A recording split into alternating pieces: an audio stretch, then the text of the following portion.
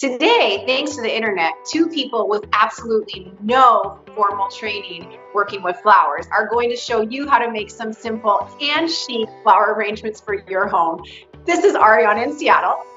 And I am Peter in New York City, and you are watching Shelter. So what are you doing there, Peter? Hi!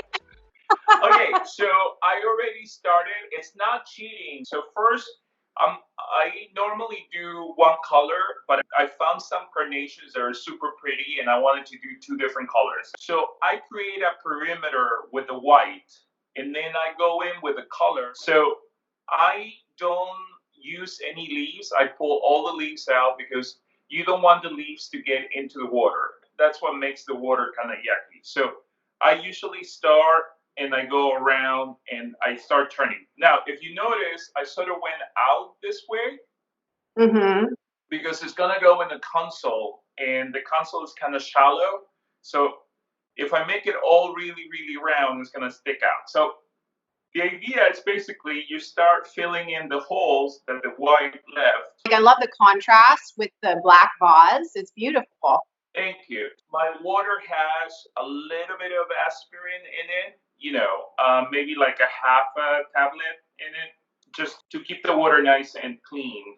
You can also do a little bit of bleach. I hear people do that sometimes, like maybe a tiny little tablespoon of bleach. Yeah, that's what I do, actually. I do the bleach, and it makes a difference, and your water stays clearer longer, which is nice.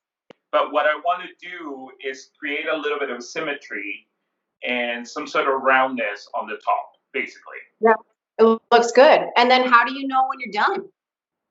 Well, when I'm done with all the flowers. Oh, okay. I mean, that's pretty tight, but I look at it, I step back, and if it looks good, I leave it, and then maybe I can use the little ones for something else. So it looks really good. Yay! 3. All right, so now that you saw mine, let's look at Arianna's and see, let's see which one do you like best. Okay, so mine are super simple. I'm just going to warn you. So first one here is some Carl Forrester grass that I actually got out of my front yard. And this is nice. This is an ornamental grass. And we had a big rainstorm the other day, and they all fell over and broke. So I figured I want to save these and use them inside. They almost look like feathers.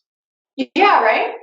So what I do is just take this big canning jar, fill it with water, snip them all the same height, put them off to the side here, for a little drama, all going the same way.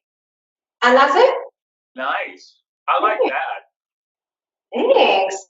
And then I have another one here. I live in Seattle, and everything is green outside in the spring. And so I just love to use what's in my yard and what I find around my neighborhood. So these are hydrangeas, but can you see I picked them actually when they're still in the bud stage before they flower. So what I do, I just kind of go around the side like this, just making my way around the edges. And I always cut the stems diagonally, so they soak up a little bit more water and stay fresh. Yes. Yeah, that helps. And I just love this. As you can tell, I love all green flower arrangements. I think they're just so modern and minimalist and cheap. And I love it. And it works really well with a clear container. And that's it. Great. I love them. All right, guys, so there you have it. Not bad for two people that don't know a thing about flowers.